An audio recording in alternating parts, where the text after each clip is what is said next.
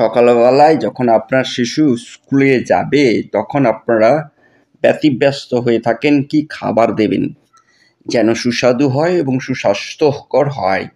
তাই আজকের এই বিষয় নিয়ে আমি ডক্টর দত্ত আপনাদের সামনে কিছু সুস্বাদু এবং সুস্বাস্থ্যকর খাবার বানানোর বিষয় উপস্থাপন করতে চলেছি।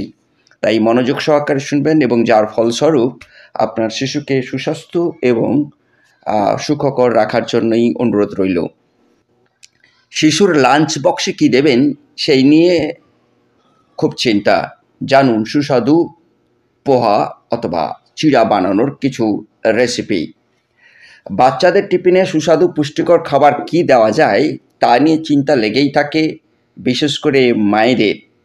স্যান্ডউইচ, চাউমিন, এগ রোল এই সমস্ত খাবারের গ্যাস হয়ে যাওয়ার সম্ভাবনা তো থেকেই যায়। তাই আজ জেনে নিন পোহা বা চিড়া বানানোর দুর্দান্ত কিছু রেসিপি, যা আপনার শিশু বা বাচ্চাকে পেট ভর্তি রাখবে এবং বিশেষ করে গ্যাসের সমস্যা থেকে সম্পূর্ণভাবে রেহাই করা যাবে এবং সুস্বাস্থ্যও বটেই। প্রথমটি হচ্ছে ইন্দুরি পোহা।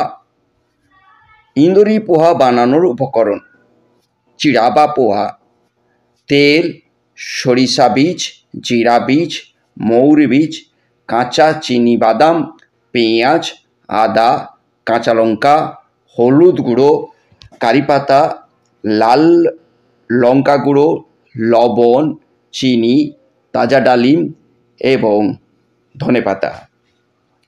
ইন্দুরি পোহা বানানোর রেসিপি: প্রথমে ভালো করে পোহা ধুয়ে নিন, অন্তত পক্ষে 3 বার ভালো করে ধুতেই হবে। এবার জল ছাড়ানোর পর দিয়ে দিন চিনি এবং নুন। সাবধানে করবেন যাতে পোহা বা চিড়াগুলো যেন ভেঙে না যায়। এবার একটি প্যানে তেল গরম করে সরিষা বীজ দিয়ে দিন। তারপর দিয়ে দিন 1 টেবিল চামচ কাঁচা চীনাবাদাম। বাদাম যতক্ষণ না সোনালি রং নিচ্ছে ততক্ষণ ভেজে যান। এবার একটি প্যানে পেঁয়াজ, সবুজ মরিচ বা লঙ্কা এবং কারি পাতা দিন। বেশ কিছুক্ষণ নাড়াচাড়া করে দিয়ে দিন 1 টেবিল চা চামচের মৌরি বীজ, সামান্য আদা, হলুদ গুঁড়ো এবং লঙ্কা গুঁড়ো। ভালো করে ভেজে নিয়ে দিয়ে দিন চিড়া বা পোহা। এবার কিছুক্ষণ ঢাকা দিয়ে রেখে দিন এবং সবশেষে ধনেপাতা, কাটা পেঁয়াজ এবং ডালিম দিয়ে সাজিয়ে দিন পোহাটিকে। দ্বিতীয়ত, কান্দা পোহা।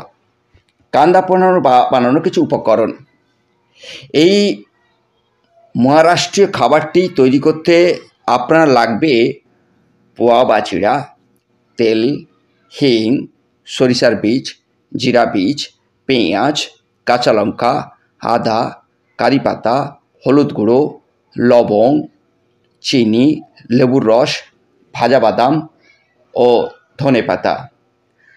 কান্দা পোহা বানানোর রেসিপিটি হলো: একটি প্যানে তেল গরম করে তাদের 1 টেবিল চামচ জিরে দিন। যতক্ষণ না সেটি ভাজা হচ্ছে নাড়িয়ে। তারপর দিয়ে দিন একটি সবুজ লঙ্কা, আবার চিনেবাদাম এবং কারি পাতা দিয়ে দিন। এবার কেটে রাখা পেঁয়াজ ভালো করে ভেজে নিন বাদামি হওয়া পর্যন্ত। পেঁয়াজ ভাজা হয়ে গেলে দিয়ে দিন চিড়া, চিনি, ধনেপাতা ও লেবুর রস। সব কিছু ভালো করে মিশিয়ে 2 থেকে 3 মিনিট ঢাকা দিয়ে রেখে দিন। তাহলেই তৈরি হয়ে যাবে এই মহারাষ্ট্রীয় খাবার। তৃতীয়টি হচ্ছে টমেটো ও মটর পোহা।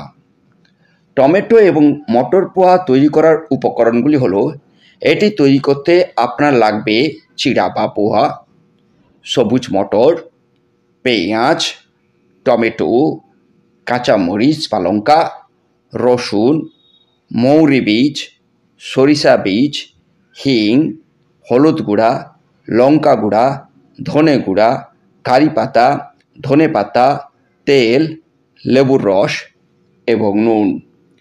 টমেটো ও মটর পোহা তৈরি করার রেসিপি হলো, প্রথমে আধা কাপ সবুজ মটর একটি জায়গায় ভিজিয়ে রাখুন। অন্যদিকে চিড়া নিয়ে ভালো করে ভিজিয়ে সেটিও একটি জায়গায় রেখে দিন। আবার একটি প্যানে তেল গরম করে দিয়ে দিন সরিষা দানা, এরপরে মৌরি বীজ দিয়ে দিন, তারপরে রসুন ভাজা হয়ে গেলে দিয়ে দিন হিং ও কারি পাতা।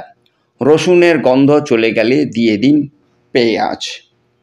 এবার হলুদ গুঁড়ো, লঙ্কা গুঁড়ো এবং ধনে গুঁড়ো যোগ করে ভালো করে নাড়িয়ে নিন গোটা মিশ্রণটি। সবশেষে পোহা দিয়ে সব কিছু ভালো করে মিশিয়ে 2 থেকে 3 মিনিট ঢাকা দিয়ে রেখে দিন। তাহলেই তৈরি হয়ে যাবে টমেটো ও মটর পোহা।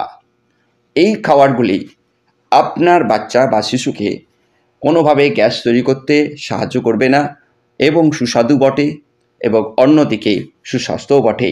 তাই আপনার শিশুকে ভালো রাখতে এই বিশেষ এপিসোডটি দিলাম। ভালো লাগলে সাবস্ক্রাইব করবেন এবং অন্যদেরকে শেয়ার করুন, যাতে সকলের শিশু সুস্থ থাকুক। এই কামনা করে আজকের এপিসোড এইখানেই শেষ